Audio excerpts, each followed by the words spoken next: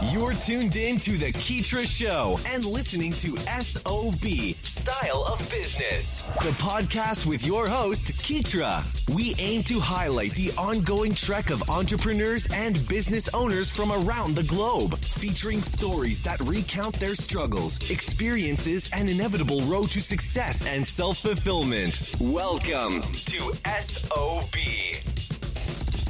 Hey, what's up, y'all? Thanks for tuning in to another terrific episode of SOB, Style of Business, the podcast. I'm your host, Keetria, and today I have Dr. Pelè on the line, who is the CEO and founder of Big Ticket Clients, and he is going to be sharing with us some of his ideas, tips, and secrets.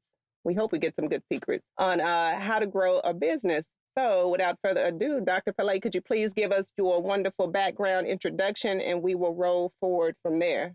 Hey, Keetria, this is a pleasure of mine to be here. Thank you so much for the opportunity. So, my background, as we discussed before we started, goes way back to growing up in a war zone, not having much to look forward to except for bombs and possible destruction. Yeah. But, just waking up and realizing that what my mother would do every day is she would sing to me. And just because she would sing to me, singing would get past all of my fears, get into my heart, and bring hope. And so I've lived a lifetime, really, of looking for a way of bringing hope and positivity through music and training and support to other people. And so here I am. I'm a guy who helps very successful consultants and coaches and advisors gain what we call big ticket clients. And you might think of that as trying to get into these big companies with, the gatekeepers. It's really hard to break into that, or maybe trying to get clients who pay you a lot more than the normal, what I call small ticket clients.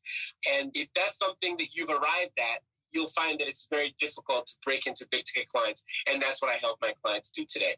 Absolutely. Yeah. And you have some wonderful, I checked out the training videos or some of the resources that you have on your site, which were extremely helpful.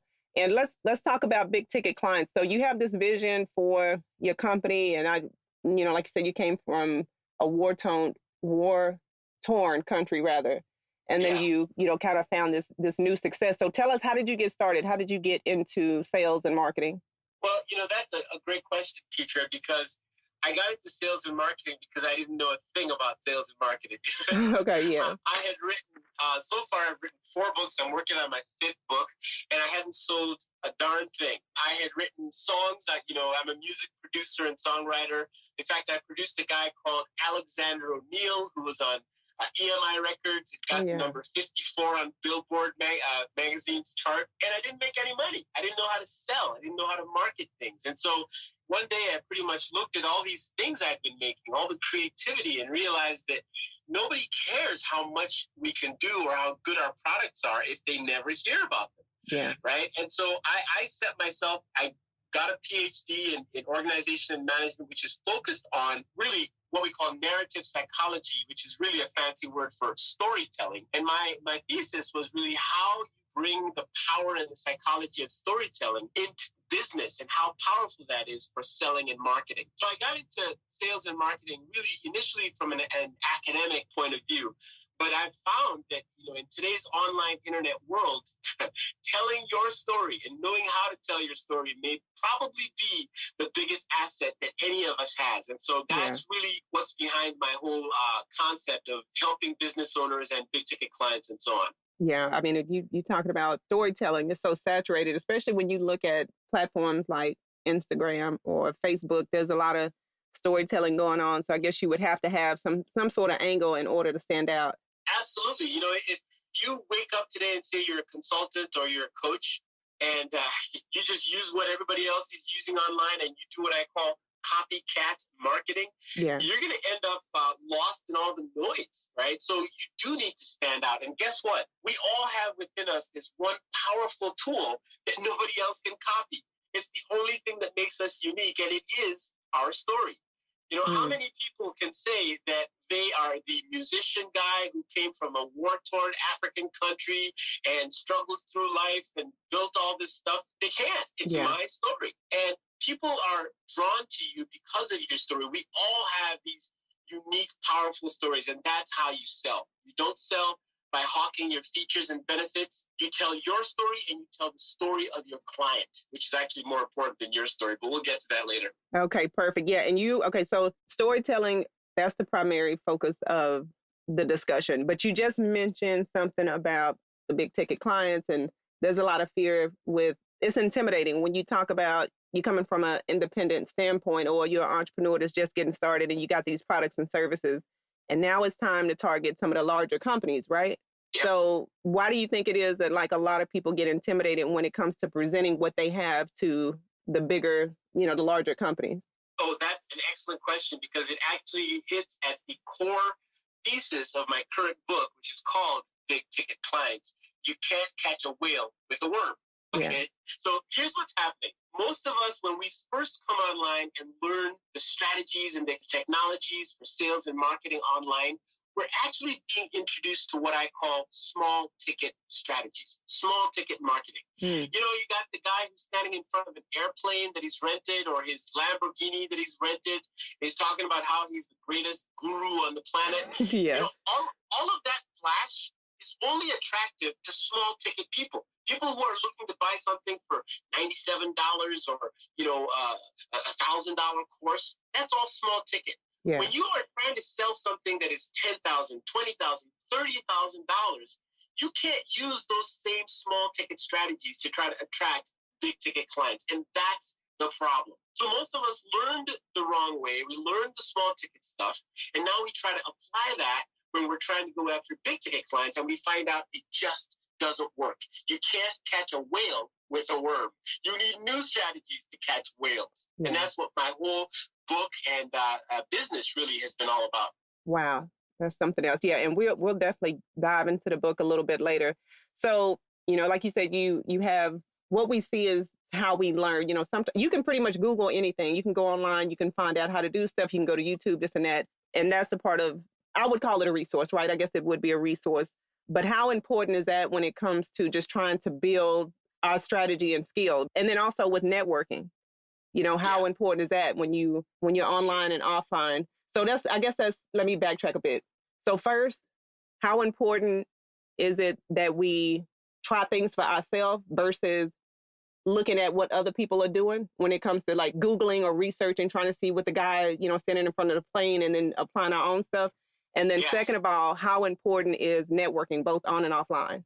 Okay, so let me address the first question, which is, look, it's a great thing to be able to type into Google today and get almost any answer on the planet, but it's also potentially very dangerous because you cannot always trust these sources. You don't know who they are, and if you're learning some things, you might be learning the wrong things. And sometimes unlearning is so much more painful than learning. So you want to be very careful that the information that you're allowing into your business and into your life is the right information, and you can't always trust what's online. That's the first thing. I think that a lot of people are looking for free. You got people online saying, hey, download my template and just use it for free. Download, all this free stuff, okay, is building a culture of copycat marketing, which after a while, the customer, okay, the client base gets used to that. And they're no longer interested in what you were doing 2 years ago, right? They want something new because everybody's doing it now, So you got to be careful with the whole copying thing, because really the best marketing comes from a place of authenticity. Who are you?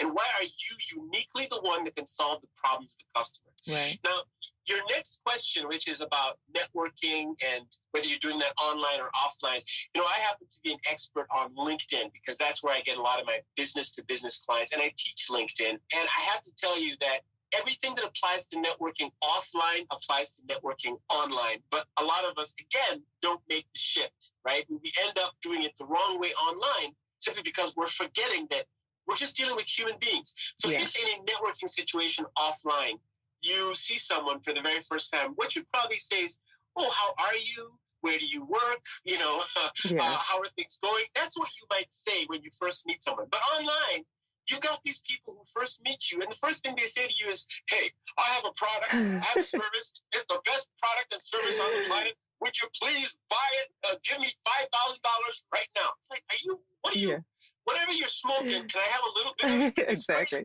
So we have to learn to apply standard relationship rules that you would do offline, online. You cannot get married on a first date. So stop trying to do that online. So I would say networking is still the number one thing you can do to build a business, but you got to use the standard relationship rules that you would use offline, online as well. Oh, wow. That's good news you can use. And speaking of LinkedIn, how has, like, when it comes to social platforms, how has that helped independent businesses and entrepreneurs promote their services? Because you just said, okay, there's a difference between being on LinkedIn and Facebook or whatever platform you're using to promote your brand or your service. But if it's not effective for you, maybe you just have a profile, but you're not really using that. So how can we utilize social media to really maximize what we're selling? Yeah, no, that's a great question. In fact, not all social media is the same or equal. So, for example, you'll find that different platforms, as you mentioned, have different sort of proclivities and preferences. If you go on Facebook, for example, you find people talking about their families, their cats, and their dogs. It's a very emotional environment. It's really a place where you can sell to people directly. So we call that B2C, business to consumer sales. That's great for Facebook. On LinkedIn, however, you don't see that culture. LinkedIn started out as a jobs database, and now it's morphing into a consulting, networking world. Yeah. But in LinkedIn, you have a culture of going straight to business, right? So it's a business to business or B2B platform. And so if you're on LinkedIn, you're going to find people very ready and willing to engage you in business conversations. But having said that, you still can't jump into a conversation with someone on LinkedIn and the very first thing you say is, hey, hire me for my expertise. Because you know what?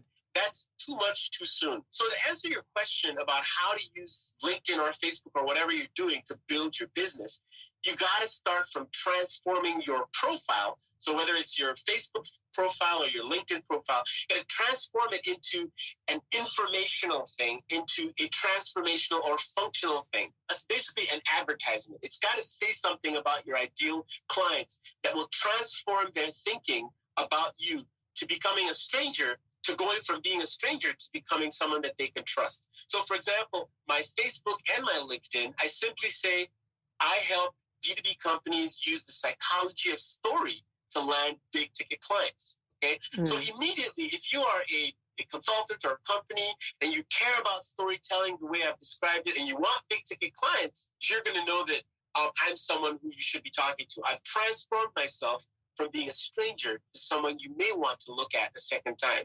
Really important that we change our profiles to be customer facing and business focused. Wow. Yeah, that's some wonderful, wonderful advice.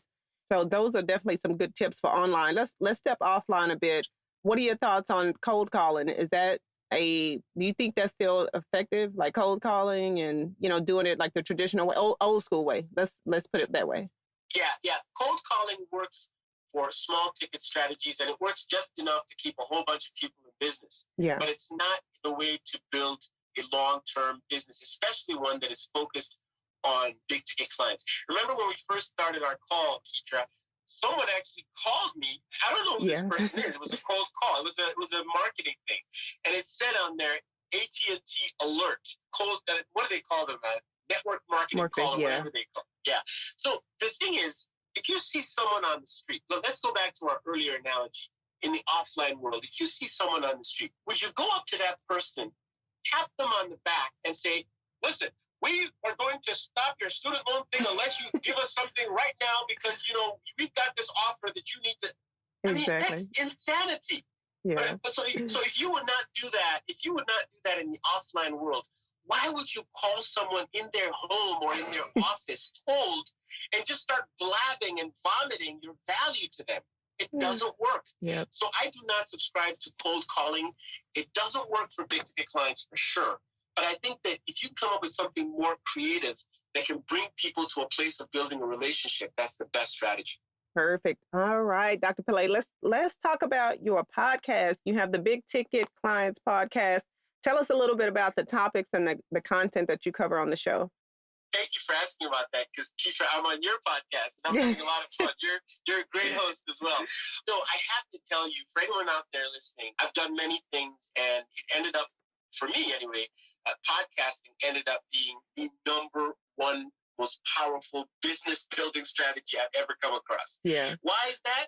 Why is that? Because, look, we just talked about cold calling. If I have a customer and I go to them and say, hey, listen, would you like to be on my podcast, right? Instead of, hey, Mr. Customer, would you like to buy my product? Guess which one they might say yes to, okay? Oh, yeah, right. They might say yes to coming on my podcast because they're at some advantage or the other in doing that, but I can now build a relationship with them. This is a live human being. I'm a human being. We are connecting at a human level.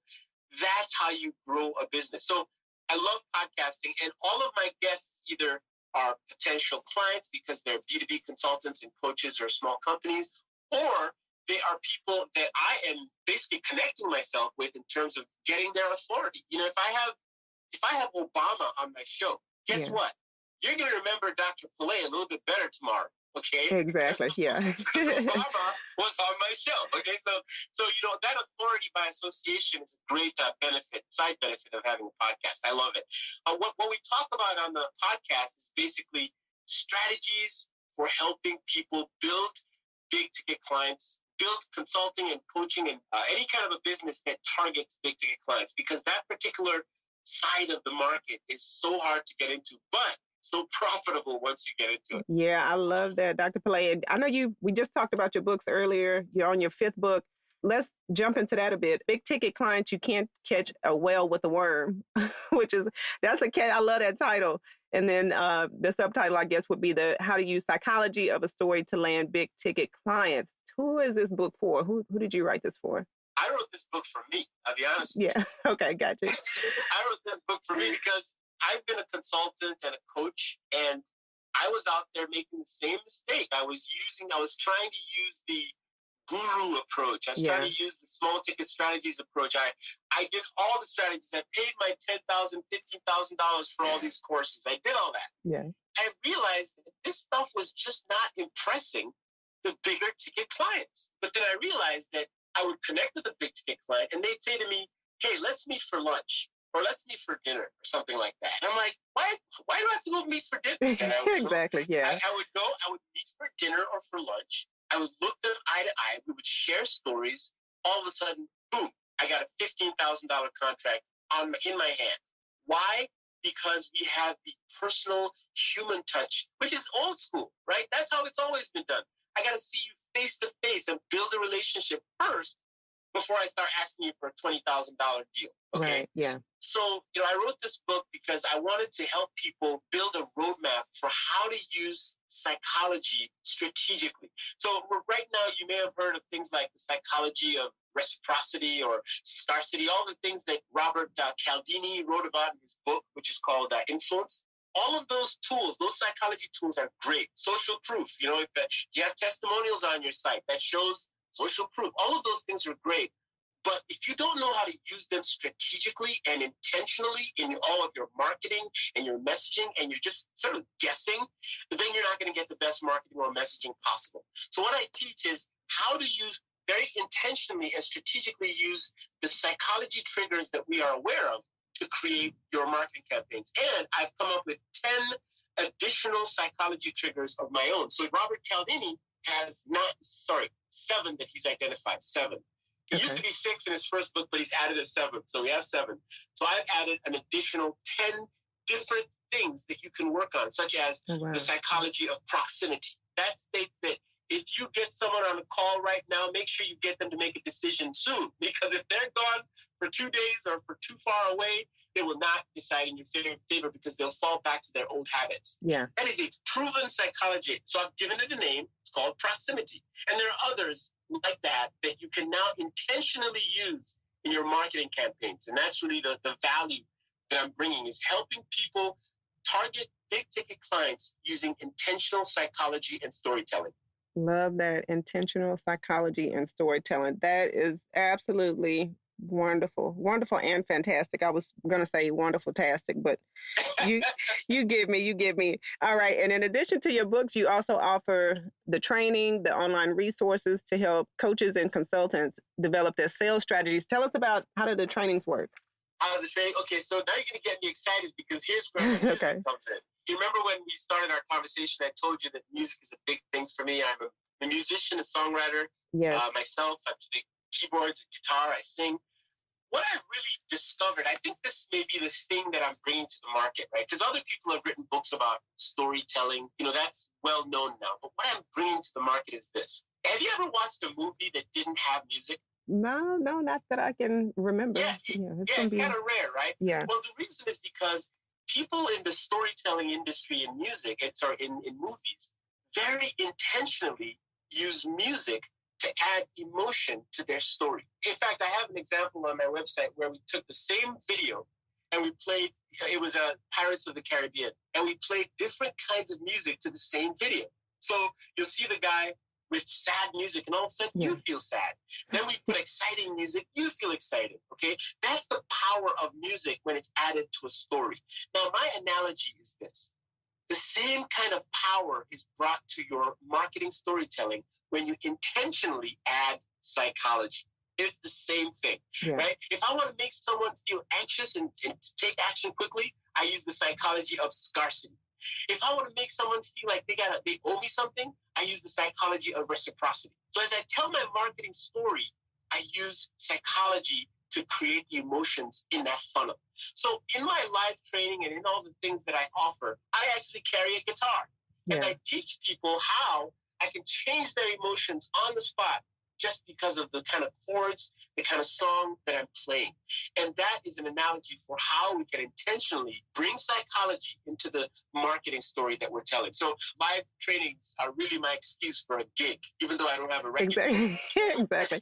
Yeah. That's a gig, because I would show up with my guitar and be like, yo, let's sign it. You know what I mean? Exactly. So it's fun. It's a great learning experience when we can use music as the analogy for psychology. Yeah, well, I think that's excellent. But the good thing is, I mean, you can actually play guitar, so I checked out the videos. I was like, okay, he can play, he can play. This is not a stunt. So I love that. That's perfect. I love how you fuse your music with the marketing and also the lessons to teach others.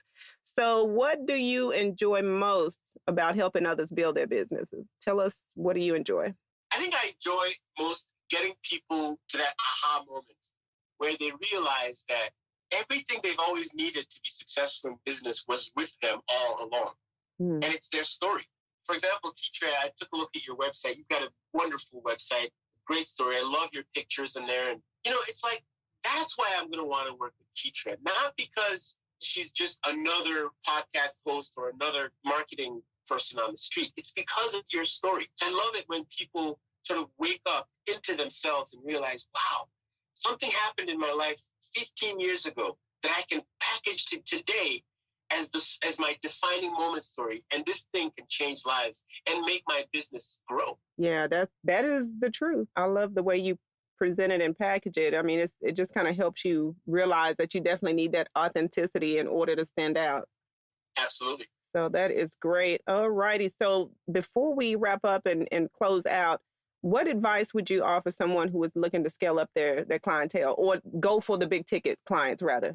Yeah, I would say, start by recognizing that it's a process. Mm-hmm. You're not going to land a big ticket client as quickly and maybe even as predictably as you did with the small ticket clients, the $97 training course, stuff like that. So the process is people have to go through a 5-step process, and I call it the story process. Okay, it's a story framework. S stands for strangers. First, they're going to be strangers. T stands for you got to build trust from these strangers. O stands for you got to get them to a point where they're willing to listen to your offer.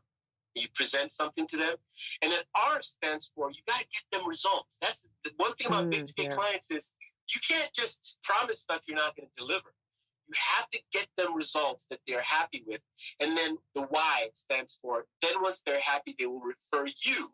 And that you, when they refer you, it becomes an amazing way of selling yourself in the future, because now other people hear your story from them, not necessarily just from you. So if you're just getting started, consider who you are, find your internal story, find your authenticity, go after that, and use the story process to strategically move your big ticket prospects to become clients and happy customers down the road. Absolutely. Excellent. Thank you so much, Dr. Pelè. Before we leave, please let us know where we can find more about you, big ticket clients, and your new book, where we can grab that online. Also, share your social media handles. And if you have any upcoming events or trainings, please feel free to mention those as well. Okay, so the first place you can find me is on my website, which is drpelè.com. That is DRPELE.com. So everything, really goes from there. But social media would be LinkedIn.